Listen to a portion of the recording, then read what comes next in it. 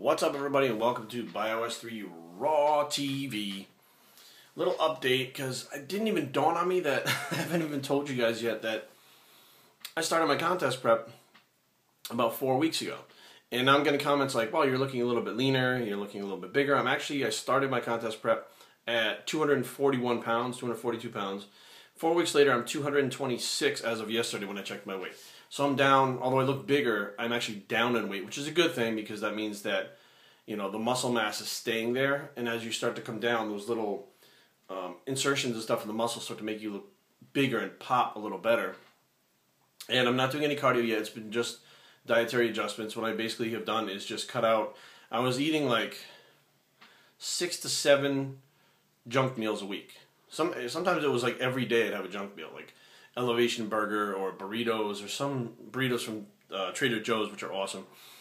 Some shit pretty much every day. And I was maintaining 240, so I said, all right, as long as I don't go over 240, I'll stay with that. So now what happens, as the contest approaches, I can just simply cut back on those cheat meals and I get leaner. Don't have to kick in any cardio, don't have to push the cardio at all, don't even have to push the dieting very much, and I start to get leaner. So now I'm still eating 4 junk meals a week. Wednesday, Friday, Saturday, and Sunday. And I'm still dropping body fat, maintaining my strength, maintaining my muscle mass. This week we are 15 weeks out, so I started about 16, 17, 18, 19 weeks out is when I started cleaning things up. And we're going to be heading into the Sean Ray Classic, which is August 17th. That's the one that I've picked to compete in. So this will be my 20th year competing on stage. I've been training for 23 years, competing for 20, and this will probably be my final year in bodybuilding competitions. 20 years is a long time to spend on anything. I feel like I've probably gone as far as I'm going to go. I've been a national level for several years, and I'm not looking at going pro. I know I can't turn pro, so I guess it's a matter of putting the best possible package that I can put together this year so that I'm better than I've ever been in my life, and something to go out and be proud of when this whole thing is said and done. And then next year, 2014, we'll start a new chapter which now has physique, and it's a whole different ball game. So someone like me who doesn't carry the mass like Jay Cutler or one of those guys, physique is a very enticing sport because you can use your aesthetics, you can use your shape, still be big, but not, you know, push things to the point where you're unhealthy, to the point where you're 280 pounds in the off season, you know, and you have to do all this cardio. You can pretty much maintain your weight year round and stay a little bit leaner, not have to push the food as much too. So what I'm gonna do food wise for physique, I have no idea, but I do know that I'll have to drop a little bit of muscle and maintain my condition year round after that. Also, we're looking at starting another channel. Now I mentioned this in a thread yesterday. It'll probably, I haven't figured out a name yet, but I'm thinking about calling it BioBuilt TV. Which, if you guys remember, back in the day, I don't know how many of you guys will remember this or not, but there was body shaping that was on ESPN like early in the mornings. There was Kiana's Flex Appeal. They had like Body by Jake. They had several of these shows that they basically taught you how to train. And this was one of the ways that I learned how to train. I enjoyed these shows. They were great. They had pro bodybuilders, and they had Flex Magazine workout with some of the pros too. And they had pro bodybuilders dressed in their like spandex tank tops and stuff, and the really attractive women that were into fitness and stuff, and their spandex and stuff, and they would go out there and they would exchange training techniques, and you know, maybe they'd be like, well, what do you prefer to do shoulders? And the girl would be like, well, you know, I really like the look of this, so I do this and I feel like it does that. So it was more of like a collaboration on, you know, several competitors and athletes that would explain how they get their physiques and what they like. So kind of like their own tips. So that's what we're looking at doing with the BioBuilt TV, and making it about, you know, beginner stuff and then advanced stuff. So maybe sometimes we show beginner techniques, maybe sometimes we show advanced techniques, maybe sometimes during the filming we show both during one workout, you know. So it's like an idea to learn things the way that I do it, the way that Carrie does it, other people that we'll have on there, and something you guys can learn from by actually seeing visually. And the reason why I'm doing another channel is I want to keep the information that I'm talking like this on BioS3 training and have the separate channel that is just the training in the gym with that stuff. So it's kind of its own thing, own entity that's not really about me. It's about everybody involved, and it's not just me sitting in front of the thing or me training. So that's what we're looking at doing with that. I got a few questions, or a couple questions that I want to answer right now. I'm not going to say this person's name because maybe he doesn't want anybody to know that he has a hard time going to the bathroom.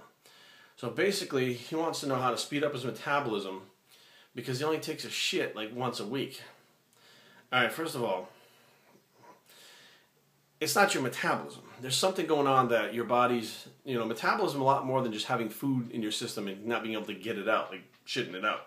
So for some reason, I don't know what kind of diet you're on, I don't know what, supplements you take. For some reason, your body's not getting rid of that food on its own. So it could be a couple different things. It could be not enough water, which if you don't have enough water, none of your systems in your body work right anyways, but you need enough water to flush everything out. It could be not enough fiber, which sometimes too much fiber does it, sometimes not enough fiber does it. It could be if you've taken heavy doses of antibiotics for long enough, your body kills off that good bacteria that helps you break down the food and get it through the intestine and get rid of it. So there could be, a couple different things that's going on, but it's not necessarily metabolism, because you could have digested that through your stomach and gone through your system and utilized all those macros, and all that stuff is left over is just sitting in there not being used, waiting to be flushed out, and that doesn't necessarily mean you have a slow metabolism. So, but people with a faster metabolism do have a tendency to go to the bathroom more. Excuse me, but that doesn't necessarily mean that's exactly the problem that's going on. So I will look into those other things first, and I honestly don't think it's metabolism that's causing you to not go to the bathroom. It's probably one of those three things, or maybe some kind of medical thing like, Crohn's would actually have the opposite effect. You'd be flushing out. Irritable bowel would have the like irritable bowel. My brother actually had that, and it would make him not go to the bathroom for a long time, and it would be painful and it would suck, and finally he would go. It just took longer for his body to get through that whole cycle of flushing things out. Another question I get, and I think I've had this one before, and I don't know if I've ever answered it before, but people ask me what kind of creatine I would suggest. Now, there's creatine in the Big Bitch formula, which, if you're taking the Big Bitch formula, you're getting enough creatine in there. But if you're not taking the Big Bitch formula, Crealkaline, All American EFX, is the leading brand of Crealkaline. And this is the capsules, and this one is the powder. So we get the powder really cheap at the Arnold, and they ran out of capsules, so I wound up stocking up on some of the powders. But this is a pH-based creatine, and what that means is your body utilizes a lot more of this than it would a regular creatine monohydrate. So it doesn't break down to creatinine like a regular creatine monohydrate. Creatine monohydrate, as soon as you put it in your mouth and any kind of fluid hits it, studies say that it automatically breaks down into creatinine, and let's say you're taking in 5 grams, you're probably getting a half a gram by the time it's digested in your body. Well, this stuff, a 1 gram serving, a 1.5 gram serving, you digest and get and utilize 1.5 grams. Plus, you don't have to take it and load it. You can take it literally 1 capsule before you work out, take 1 after you work out. I split them up. I do 1 in the morning and then 1 right after my workout, and I think it works great. So these are the 2 that I would suggest. And that's about all we got for today. So thank you guys for tuning in. Keep an eye out for the new channel. It's in the works, the Bio S3 Battalion shirts, which I think we're going to go with army green in black letters. I'm going to look at the tan ones. So basically I'm going to go in there and mock them up with the designer and see what they look like. Green and tan or green and black is probably where we're going to go and keep with the military theme. And as soon as I get those done, you guys will be the first ones to see them on here. And if you guys have questions, comments, etc., make sure that you get them in here. If I don't answer them, it's because I didn't see them. They get lost in the feed. So either send them to my email or, send them to my email if I don't get to them so that I can get to answering your questions. Comments down below. bios3training@gmail.com. www.bios3training.com is the blog. And we're out.